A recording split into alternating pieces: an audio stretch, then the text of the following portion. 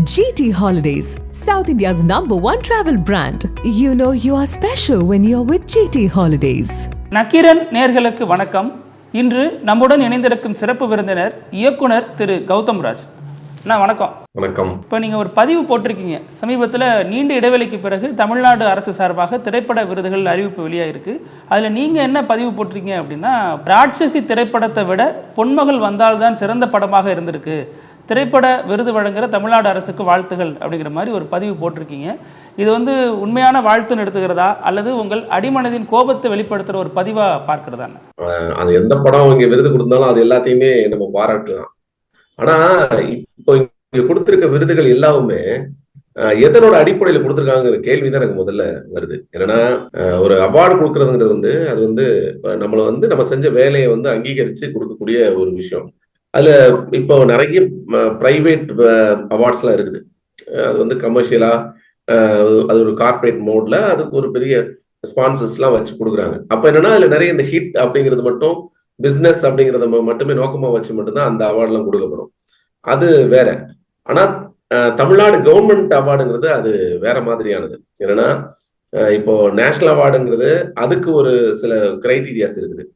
அதுல அவங்க அதுல ஹோல்சம் என்டர்டைன்மெண்ட்னு பிசினஸ் சார்ந்த கமர்ஷியல் படங்களையும் ஒரு பக்கம் அங்கீகரிக்கிறாங்க, இன்னொரு பக்கம் ஆர்டிஸ்டிக்கலான படங்களையுமே அங்கீகரிக்கிறாங்க. இது ரெண்டுமே அங்க நடக்குது. அதனால அதோடைய தன்மை வேற.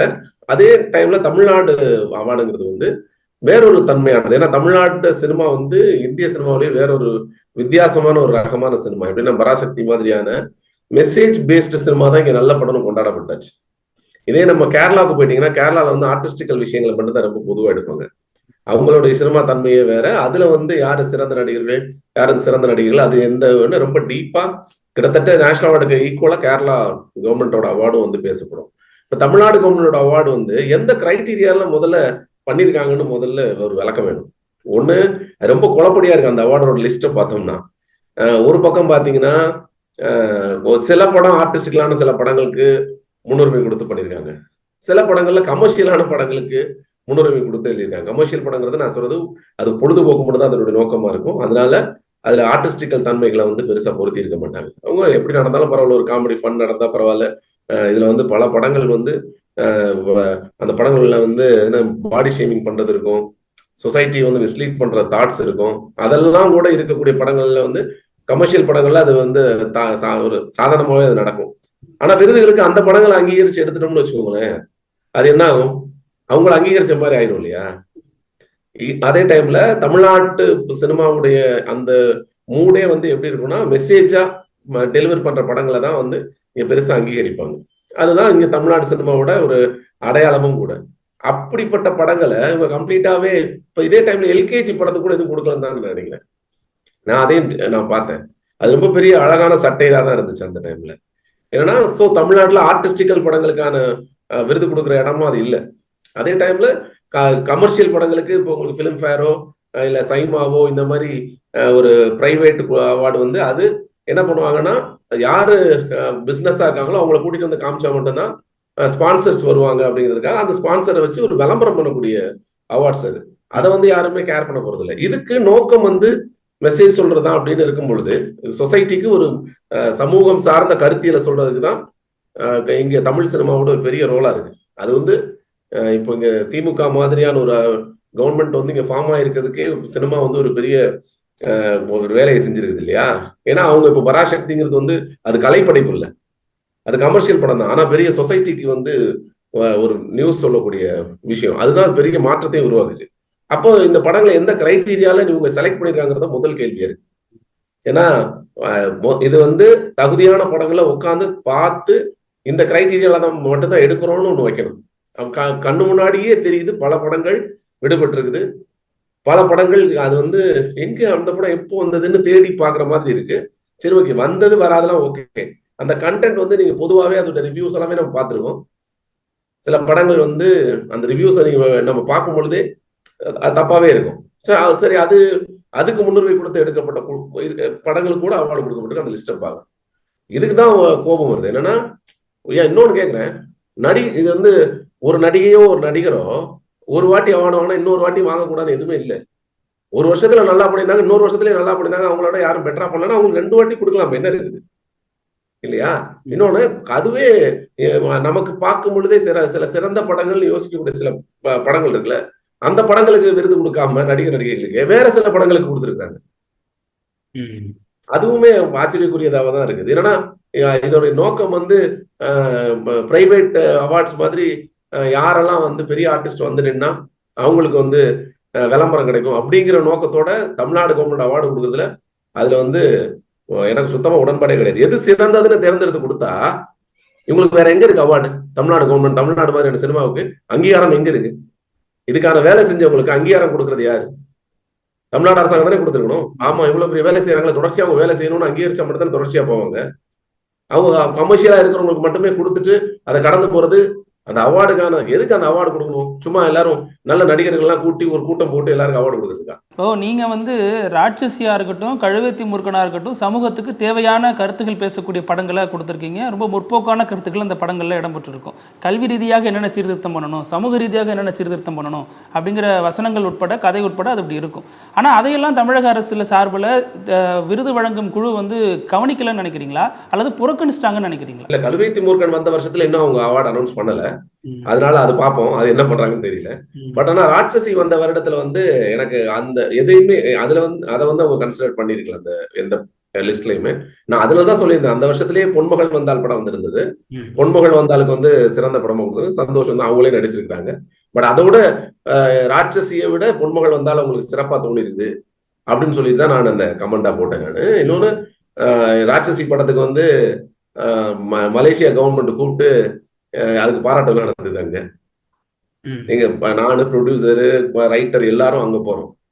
அதுதான் அடுத்த நான் கமெண்டே போட்டிருந்தேன். மலேசிய அரசாங்கம் வந்து என்னை பாராட்டு இருக்கு, தமிழ் அரசாங்கம், தமிழக அரசு விருது குழுவினருக்கு அது தெரியலன்னு நினைக்கிறேன், சரி பரவாயில்ல அப்படின்னு போட்டிருந்தேன் இந்த ஒரு கமெண்ட் கூட. அதுதான் இது வந்து ஒரு கிரைட்டீரியா புரிஞ்சுக்கிட்டு, ஒண்ணு சமூகம் சார்ந்த கருத்துக்களுக்கு தான் அவங்க முன்னுரிமை கொடுக்குறோங்கிற ஒரு கிரைட்டீரியால கொடுக்கறதுனா அந்த கிரைட்டீரியால கொடுங்க. ஏன்னா தமிழ் சினிமாவோட ஐடியாலஜி அப்படிதான் இருக்குது. ரஞ்சித் அண்ணன் கோவப்பட்டதும் அதுலதான் இருக்குது இல்லையா உங்களுக்கு? இதுல வந்து ஃபேம் உள்ளவங்களுக்கு, புகழ் உள்ளவங்களுக்கு மட்டும்தான் விருது கொடுக்கறத அவங்கள வருஷம் கட்டி கொடுக்கறதுங்கிறது இப்போ சொல்ற, இதுல இருந்து 2 பேரையாவது ஒரு சாதாரண ஆட்கள் ரொம்ப நல்லா நடிச்சிருக்கான்னு அவனை ஐடென்டிஃபை பண்ணி வெளியே கொடுத்தா அவனுக்கு எவ்வளவு பெரிய அங்கீகாரமா இருக்கும். ஆனால் அதுதான் கேட்குறேன். இப்போ ரஞ்சித் அவர்கள் போட்ட பதிவு வந்து உண்மையாகவே இது சுதந்திரமாக செயல்படுதா, நியாயமாக செயல்படுதா, இந்திய அளவில் தனியார் மற்றும் அரசு விருது அமைப்புகள் இப்படி தான் செயல்படுதான்னு ஒரு கேள்வி வச்சிருக்காரு. ஆனால் அதில் என்ன கேள்வி வருதுன்னா, அவர் படம், அவர் சார்பட்டா படத்திலேயே ஆர்யாவுக்கு கொடுத்துருக்காங்க, பசுபதியும் கொடுத்துருக்காங்க, இவருக்கு தரலங்கிற கோபத்தை வெளிப்படுத்துறாரு அப்படிங்கிற நிறைய விமர்சனங்களும் வருது. அதை எப்படி பார்க்குறீங்க? இல்லை, அவர் செய்யறதுல உங்களுக்கு முக்கியமான விஷயம் என்னன்னா, ஒரு வருஷத்துல ஒருத்தருக்கு கொடுத்துருக்கோம் அப்படிங்கிறதுக்காக ஒரு படத்துல இன்னொரு கேட்டகரி கொடுத்துருக்கோங்கிறதுக்காக இன்னொரு கேட்டகரி கொடுக்க கூடாதுன்னு எதுவுமே இல்லையே. அவர் சிறப்பா செஞ்சிருக்காங்கன்னா அவங்களுக்கான அவார்டை டிஸ்கஸ் பண்ணி தானே ஆகணும். அதுக்கு வந்து இல்ல அவருக்கு இன்னொன்றுமே நான் கேட்டேன், அதுக்கு தான் சொன்னேன், ஒரு நடிகரோ இல்ல டைரக்டரோ போன வருஷம் வாங்கிட்டாருங்கிறக்கா இந்த வருஷம் கொடுக்க கூடாதுன்னு ஒண்ணும் இல்லையே. அவர் இந்த வருஷமும் சிறப்பா பண்ணிருக்காங்க, இந்த வருஷமும் கொடுத்துருக்கணும்ல, அதுவுமே அதுல உள்ள பிரிக்கிறது தானே. உங்களுக்கு ஒரு சிறந்த படத்துல படம் கொடுத்தவங்க தான் சிறந்த டைரக்டரா இருக்கணுங்கிற அவசியம் இல்லைங்கிற கிரைட்டீரியா இதுலயும் இருக்கு. தேசிய விருதுகள்லயுமே இருக்கு. அது வந்து ஒரு கேட்டகரி. ஆனா தேசிய விருதுகள்லயும் இன்னமும் நமக்கு வந்து அங்க கேரளாவும் பெங்காலும் வந்து பெருசா வந்து அவங்கதான் முக்கியமா விருது வாங்குறாங்கிற ஒரு குற்றச்சாட்டும் இருந்துகிட்டே தான் இருக்குது அது தேசிய விருதுகள்ல.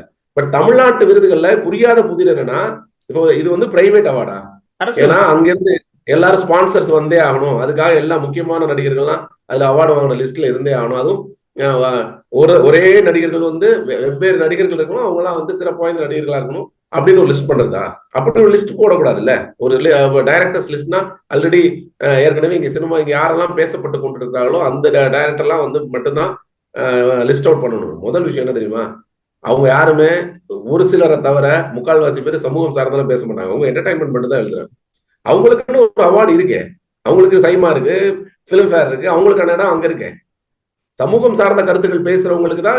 அதான் சொன்னேன், தமிழ்நாடு கவர்மெண்டுடைய அவார்டுடைய கிரைட்டீரியா வந்து என்னன்னு முதல்ல தெரியணும். இல்ல ஆர்டிஸ்டிக்கல் படம்னா ஆர்டிஸ்டிக்கல் படத்துக்கு மட்டும் கொடுங்க, ஹோல்சம் என்டர்டைன்மெண்ட்னா பொழுதுபோக்கு படங்களுக்குன்னு ஒரு தனிப்பிரிவு உருவாக்கி அதுல கொடுங்க. ஏன்னா சினிமாவோட தன்மை அப்படி புரிஞ்சுக்கிட்டா.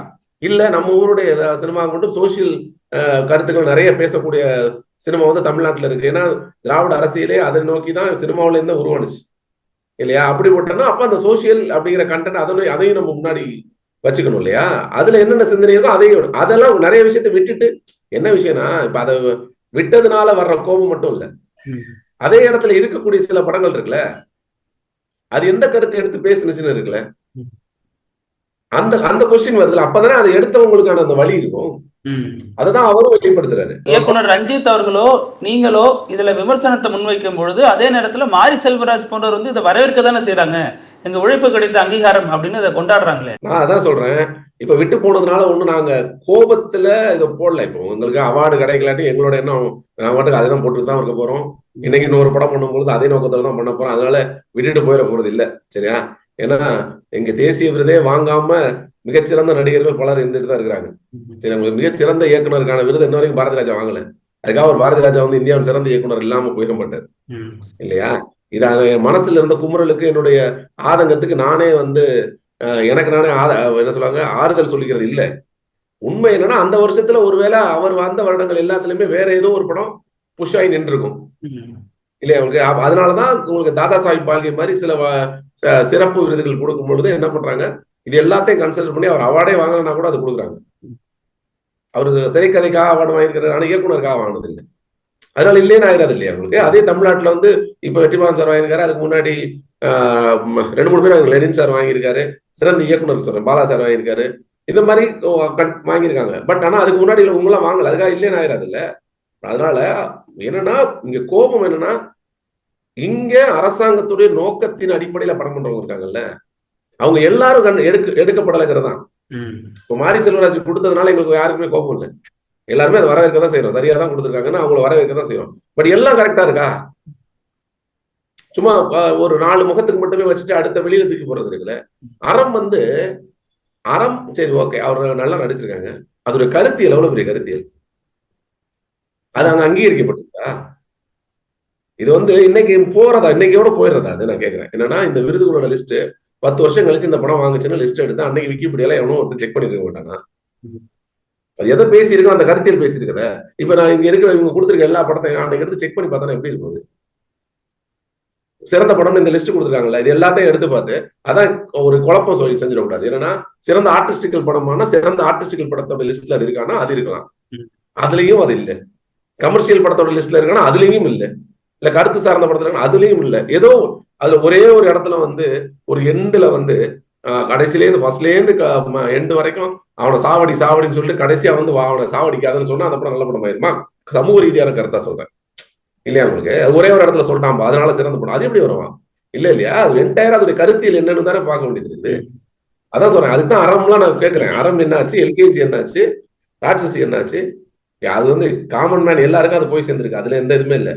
அங்கீகரிக்கிறதுல எங்க எது தடுக்குதுன்னு தான் நான் கேட்கிறேன். இந்த மாதிரி நல்ல படங்களுக்கு விருது தரல அப்படின்னாலும் இன்னொரு பக்கத்துல மோசமான படங்களுக்கும் தரல அப்படிங்கிறாங்க. அது ஜாதி ரீதியான படங்கள், ஜாதியை உயர்த்தி பிடிக்கும் படங்களுக்கும் தரல தானே, அப்ப சரியா தானே தேர்வுக்குழு இருக்கு அப்படிங்கிற விமர்சனமும் அதுல வைக்கப்படுது. அதாவது எந்த கேட்டகரியில எதை கொண்டு போய் வைக்கிறது புரியுதா உங்களுக்கு? அது வந்து ஒதுக்கப்படணும், ஒதுக்கப்படத்தான் வேணும், அதுல மாற்று கருத்தே இல்லை. அதுதான் சொல்றேன், கருத்தியல் ரீதியா தான் அதை மறுக்கிறீங்கன்னா அப்ப கருத்தியல் ரீதியா சிறந்ததை செலக்ட் பண்ணிருக்கணும்ல. அந்த இடத்துல வைக்கிறது எத, அந்த லிஸ்ட்ல வைக்கிறது எதை? இன்னொன்னு ஃபேவரிசம் வந்து எந்த இடத்துல கிரியேட் பண்றது? இந்த இவர் வந்து நமக்கு ஃபேவரா இருக்காருங்கிறதுக்காக வெறும் ஃபேவரிசத்திலே அவார்டு கொடுத்துட்டு போறது. இது சமூகம் சார்ந்தது தானே, அரசாங்கமும் சமூகம் சார்ந்தாலும் செயல்படுது. அதுக்காக ஒரு ஓகேப்பா அப்படின்னு கொடுத்துட்டு போறதா? இப்போ விஜய் சேதுபதி புரியாத புதிர் படத்துக்கு கொடுத்துருக்காங்க, சீதக்காதிகளை கொடுத்துருக்கணும். சீதக்காதிகள் புரியாத புதிரை வந்து எத்தனை பேர் அங்கீகரிச்சிருப்பாங்க? அங்கீகரிக்கிறது இல்லை. அந்த படத்துல நான் அந்த படத்தை நானும் படம் எடுக்கும்போது ஒரு படம் தப்பா போகுதுன்னு வச்சுக்கோங்க, இது அப்பதான் போகும். அது என்ன 1000 குறை இருக்கலாம், 1000 பிரச்சனை இருக்கலாம், இது எடுத்து வர்றதுங்கிறது சாதாரணமான இது இல்லை, அது ஒரு பெரிய ப்ராசஸ். அந்த ப்ராசஸ்ல ஏதோ ஒரு இடத்துல அது மிஸ் ஆனா கூட மிஸ் ஆயிருக்கும். அது குறைனா நம்மளே சொல்லலாம், ஆமாங்க அது குறையோட இருக்கு அந்த படம் வந்து. நம்ம எடுத்த படத்தை நம்மளோட குறை சொல்றது ஜாஸ்தி இருக்காங்க. ஆனா அதே டைம்ல நம்மளோட சிறந்ததுன்னு இருக்கும்போது சிறந்ததுன்னு ஏத்துக்கத்தானே வேணும். அதுக்கு எங்க கோபம் வருதுன்னா அதுக்கு நிகரான ஏதோ ஒரு படத்தை வைக்கும் போது நமக்கு கோபம் வருது. அதுதான் சொல்றேன், அது கமர்ஷியல் படத்துல லிஸ்டா கமர்ஷியல் படத்துல வச்சுட்டு போங்க. இந்த கேட்டகரி எதுல இருக்கு எனக்கு அதுதான் அவங்களே விளக்கம் சொல்லட்டும். விருதுக்கு வாங்கினவங்க எதன் அடிப்படையில் கொடுத்தோம்? இது வந்து ஸ்டேட் கவர்மெண்ட், சென்ட்ரல் கவர்மெண்ட்ல எல்லாம் ஐ மீன் நான் சொல்றது அங்க நேஷனல் அவார்ட்ல எல்லாம் செய்யத்தானே செய்யறாங்க. இந்த கிரைட்டீரியா அதுக்குதான் சொல்றேன். உங்களுக்கு காஞ்சிபுரம் படமும் வானத்தை போல படமும் வேற வேற கிரைட்டீரியா. அது வந்து சிறந்த படமா காஞ்சிபுரம் செலக்ட் ஆகும். அதே வானத்தை போல வந்து சிறந்த பொழுதுபோக்கு திரைப்படம். ரெண்டு வேற வேற கேட்டகரி. கருத்தம்மா வந்து சிறந்த சமூக நல்லிணக்கத்துக்கான நினைக்கிறேன், அதுக்கான அந்த ஒரு கருத்தியலுக்கான அந்த படம். அது அந்த மாதிரி வித்தியாசம் இருக்கு, நிறைய இருக்கு. அது வந்து குழந்தைகளுக்கான படம் இருக்கு, அந்த மாதிரி ஏதோ இல்ல வேற அந்த மாதிரி கேட்டகரியாவது நீங்க வச்சிருக்கணும். இன்னொரு பார்வையும் இருக்குண்ணே. அதாவது இதுல தெரிந்த முகங்களுக்கும் பலராலும் அறிந்த பிரபலங்களுக்கு மட்டுமே விருது தரப்பட்டது. எத்தனையோ இளம் படைப்பாளிகளுக்கான உரிய அங்கீகாரம் இந்த விருது குழுல கிடைக்கல அப்படிங்கிற ஒரு விஷயம் பேசப்படுது. இதை எப்படி பாக்குறீங்க? அதான் உங்களுக்கு ஆரம்பத்திலே இதை நான் சொன்னேன். என்னன்னா இது வந்து அவார்டு ஃபங்க்ஷன்ல, பிரைவேட் அவார்டு ஃபங்க்ஷன்ல வந்து இந்த முகங்கள்லாம் வந்தா மட்டும் தான் நாங்க ஸ்பான்சர் கொடுப்பாங்கன்னு சொல்ற இடமா இது? நீங்க ஒரே ஒரு நல்ல ஒரு கலைஞனை அங்கீகரிச்சிட்டீங்கன்னு வச்சுக்கோங்களேன், அவங்க வந்து தொடர்ச்சி அவங்களோட பயணம் எப்படி இருக்கும்? 100 தடவை சொல்லிக்க மாட்டானா அவன், நான் வந்து ஸ்டேட் அவார்டு வாங்கினேன் ஸ்டேட் அவார்டு வாங்கினேன் சொல்லிக்க மாட்டானா? அதே இன்னொரு படத்தை ஸ்டேட் அவார்டு வாங்கும்போது அது தகுதியோடு இல்லாம ஏதோ ஒரு படத்தை நீங்க செலக்ட் பண்ணி கொடுத்தீங்கன்னா அது வந்து அது வாங்குறதுல என்ன இருக்கு சொல்லுங்க? இல்லையா உங்களுக்கு? அதான் ஒரு பிரைவேட் இது மாதிரி இப்போ எல்லாரையும் சுத்தி வச்சுட்டு அங்க வந்து சிஎம்ஓ இல்ல வேற யாரோ நிற்கும் போது இவங்க எல்லாம் வந்தே தீரணுங்கிறதுக்கான லிஸ்ட். அது அதுக்கு எல்லாத்தையும் லிஸ்ட் போட்டு இவங்களுக்கு என்னென்ன படம் இருக்கும் அந்த படத்தோட பேரை பக்கத்துல போட்ட மாதிரி இருக்கு இல்லையா? ஒரு 4 பேருக்கு அந்த மாதிரி போட்டு பாருங்க, அவங்க என்ன மாதிரி மாறி இருப்பாங்க, அவங்க சொசைட்டி கண்டினியூ வேலை செஞ்சிருப்பாங்கல்ல. அதை சொல்றேன். இது வந்து விருதுக்குழு செய்திருக்கிற முடிவா இருக்குமா அல்லது தமிழக அரசு வந்து இதை கண்டும் காணாம இருந்திருக்கா? இது எனக்கு சொல்ல தெரியல. ஏன்னு கேட்டா இது வந்து விருதுக்குன்னு ஒரு எப்போதுமே ஒரு கமிட்டி போடுவாங்க. அந்த கமிட்டி படம் பார்க்கும், படம் பார்த்துட்டு அவங்க தான் பரிந்துரைச்சிருப்பாங்க. அதுல எல்லாம் எந்த மாற்று கருத்துமே இல்லை. என்ன இப்ப அந்த படம் போகலன்னா சரிங்களா இல்லையா? அவங்களுக்கு அந்த படம் போயிடுச்சு, அங்க போயிருக்கு. போகும் பொழுது எதனோட அடிப்படையில இது கொடுத்தாங்கன்னா அதுதான் எந்த கிரைட்டீரியாவை நீங்க பிரிச்சுட்டு படம் பார்த்தீங்க. இல்லங்க எனக்கு நான் நல்லா சிரிச்சு விழுந்து சிரிச்சேங்கன்னு ஒருத்தர் படம் கொடுக்குறதையோ, இல்ல எனக்கு வந்து இந்த பயம் ரொம்ப நல்ல பயமா இருந்துச்சு அப்படின்னு சொல்லி தனக்கு பிடிச்ச கருத்தியலுக்காக அவார்டு கொடுக்கறது இல்லைங்க. தெளிவா சமூகம் சார்ந்த படத்துக்கு கொடுக்குறீங்கன்னா அது சமூகம் சார்ந்த படங்களுக்குன்னு இந்த லிஸ்ட்டை வந்து அது வந்து அரசாங்கம் அங்கீகரிக்கும், நம்ம சமூகம் சார்ந்த கருத்து சொன்னா அப்படின்னு அதை ஏத்துக்கலாம். சரியா? இல்ல பொழுதுபோக்கு மட்டும் தான் அரசாங்கம், பொழுதுபோக்குல எல்லாருமே கான்சென்ட்ரேட் பண்ணுவாங்கல்ல. அந்த படங்களுக்கு மட்டுமே இந்த அவார்டு எல்லாமே கொடுத்துருந்தா இந்த அவார்ட்ஸ் எல்லாமே தப்பாயிடுது. இப்ப கைதிக்கு வந்து அவார்டு கொடுக்குறாங்கன்னு வச்சுக்கோங்களேன், கைதி ஒரு கேட்டகரி அவார்டு வச்சுக்கோங்க. கைதிக்கு கம்ப்ளீட்லி என்டர்டைன்மெண்ட், அது வந்து சோசியல் காஸ்ட் படம் கிடையாது இல்லையா உங்களுக்கு? அது வந்து கம்ப்ளீட் இப்ப அவங்களுக்கான அங்கீகாரம்ங்கிறது சொசைட்டி கொடுக்குது எக்ஸ்ட்ரீமா. பிரைவேட் எல்லா அவார்ட்ஸும் வந்து அதுக்கு வந்து கான்சன்ட்ரேட் பண்ணி கொடுத்துட்டே இருக்காங்க. சரியா உங்களுக்கு? அதுல வந்து இப்ப சொல்லுங்க, அதுல வந்து சோசியல் கருத்து என்ன? அப்ப அத இது எல்லாமே வந்து பொழுதுபோக்கு படத்தையும் ஒரு திடீர்னு ஒரு படத்துக்கு அதுல ஒரு படம் படம் பேர் 2-3 பேர் தெரியல, ஒருவேளை அதோட ஆர்டிஸ்டிக்கல் வெர்ஷனுக்காக கொடுத்துருக்காங்கன்னு வச்சுக்கோங்களேன். அப்ப இதுக்கு நீங்க ஆர்டிஸ்டிக்கல் வெர்ஷனையும் இதே பொழுதுபோக்கு படத்தையும் குழப்பறீங்க. திடீர்னு அறம் படத்துலயும் சர்பாட்டா படத்துக்கும் ஒரு பரியேறும் பெருமாளுக்கு நீங்க கொடுத்தீங்கல்ல, பரியேறும் பெருமாள் எந்த கேட்டகரியில கொடுக்குறீங்க? அதோட சோசியல் காஸ்ட் தானே. அப்ப அது மூணையுமே போட்டு ஏன் குழப்பறீங்க? ஒரு ஆர்டிஸ்டிக்கல் படத்தையும் ஒரு கமர்ஷியல் என்டர்டைன்மெண்ட் பொழுதுபோக்கான படத்தையும் அப்படி இன்னொரு பக்கம் சோசியல் படத்தையும் மூணையும் போட்டு குழப்பி எதுக்கு எதை கொடுக்கறதுனே தெரியாம கச்சா முச்சான்னு இருக்குது. அதுதான் அவர் சொல்றாரு. இதுல வந்து முதல்ல ஒரு நேர்மை இருக்கா? எந்த கிரைட்டீரியா கீழே அதை பிரிக்கிறீங்க, எதுக்கு கொடுக்குறீங்க? உங்களுக்கு எனக்கு இன்னும் ஞாபகம் இருக்கு, கேவி ஆனந்த் சாருடைய சொல்லுவாங்க. கேவி ஆனந்த் சார் வந்து படம் பண்றதுக்கு அப்போ கேமராமேனா அவர் உருவாயிட்டு இருக்கும்பொழுது இன்னைக்கு அவர் பண்ண மிகப்பெரிய படங்கள்லாம் உங்களுக்கு தெரியும். முதல்வன், அந்த பக்கம் அப்பவே வந்து காதல் தேசமும் அப்படி இருக்கும், அப்படியே ஒரு போட்டோகிராஃபியா அப்படி இருக்கும். அப்ப அந்த படத்துக்கு அவார்டு வாங்குறதுக்கு வந்து அந்த படத்துக்கு நேஷனல் அவார்டு வந்து அதுக்கு முன்னாடி ஒரு மலையாள படத்துக்கு வாங்குறாரு. அதுக்கு முன்னாடி வரைக்கும் அவரை யாருமே அங்கீகரிக்கல, இவருக்கு யாருமே படமே கொடுக்கல. எனக்கு எஸ்டி சபா சார் சொன்னார், டைரக்டர் எஸ்டி சபா சார். அப்ப அவர் சொல்லியிருக்காரு, இவர் ரொம்ப நல்லா படம் பண்ணியிருக்காரு சார், அந்த படம் எனக்கு ரொம்ப பிடிச்சிருக்கு, விஐபி படத்துக்கு அவரை கேமராமேனா போடலாம் அப்படின்னு சொல்லியிருக்காரு. யார்? சௌத்ரி சார். சௌத்ரி சார் சொல்லிப்பா அவன் ஏதோ மலையாள படம் பண்ணிருக்காமா, அதெல்லாம் தெரியாதுப்பா அப்படின்ட்டாரான். இப்போ அவங்களுக்கு வந்து இப்போ அவர் அப்பவும் சொல்றாரு, கேவி சரி ஒரே ஒரு 1000 ரூபாய் குடியா, நான் அட்வான்ஸ் 1000 ரூபாய் கொடு, நான் வேற எந்த படம் கமிட் பண்ணாம நான் உட்காந்துக்கிறேன், உனக்காக பண்றேன்னு சொல்லி எஸ்டி சபா சார் சொல்றாராம் கேவி சார். ஆனா நைட் இப்ப மாதிரி ஈஸியா இதெல்லாம் தெரியாது இல்லையா? அப்பெல்லாம் பிரிண்ட் மீடியா டெல்லியில அனௌன்ஸ் பண்ண பிறகு அடுத்த நாள் தான் வரணும். நம்ம நைட் அனௌன்ஸ் பண்ணி அடுத்த நாள் பேப்பர்ல வந்துருதான்.